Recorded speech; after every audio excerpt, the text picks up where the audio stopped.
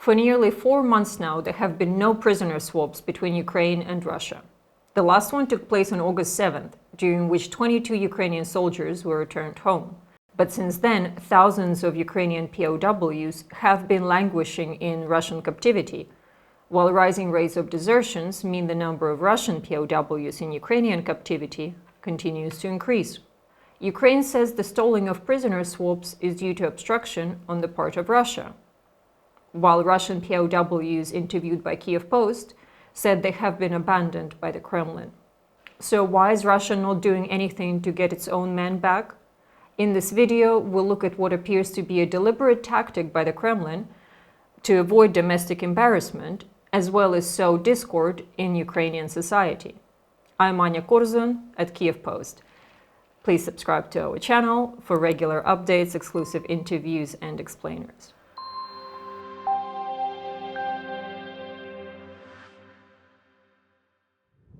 More and more evidence is emerging that going to fight for Russia in Ukraine is a one-way ticket. In a report released this week, it was claimed the Kremlin is forming assault units of disabled soldiers who are being returned to the front lines despite not being fit to fight. The wife of one severely injured soldier said the Kremlin has one goal for such units: to finish off the unfinished ones. Moscow's callous attitude to its own troops extends to those in Ukrainian captivity. Kyiv Post recently visited Ukraine's only dedicated camp for Russian POWs. Russian soldiers interviewed there said they had essentially been abandoned by the Kremlin and did not know if they could ever return home. Знаете, вы в списках есть?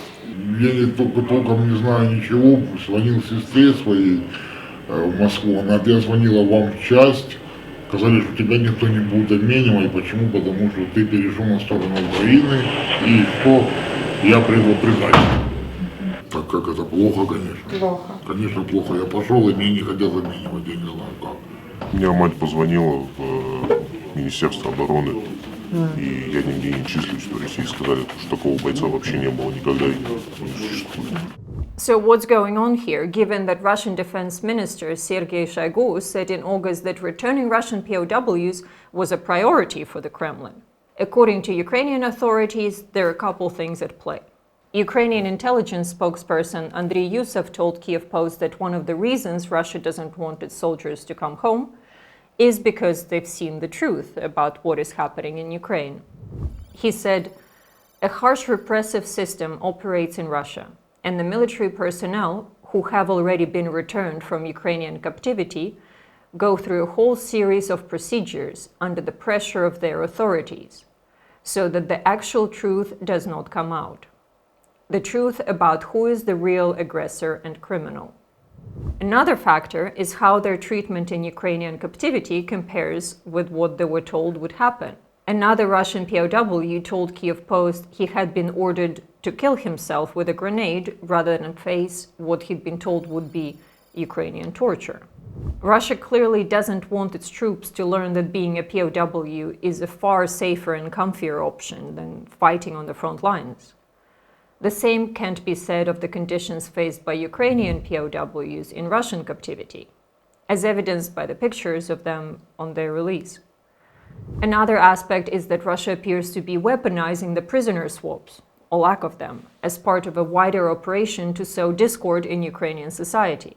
The Kremlin is blaming Kyiv for the lack of prisoner swaps, portraying the Ukrainian government as not caring about its own soldiers.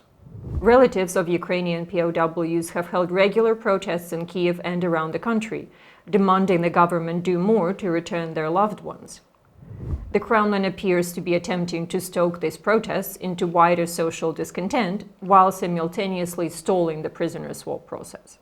Ukrainian Ombudsman Dmytro Lubinets said on November 30th the lack of exchanges became an element of the Russian operation, so that the relatives of the defenders believed that the Ukrainian authorities were not doing anything to return the soldiers.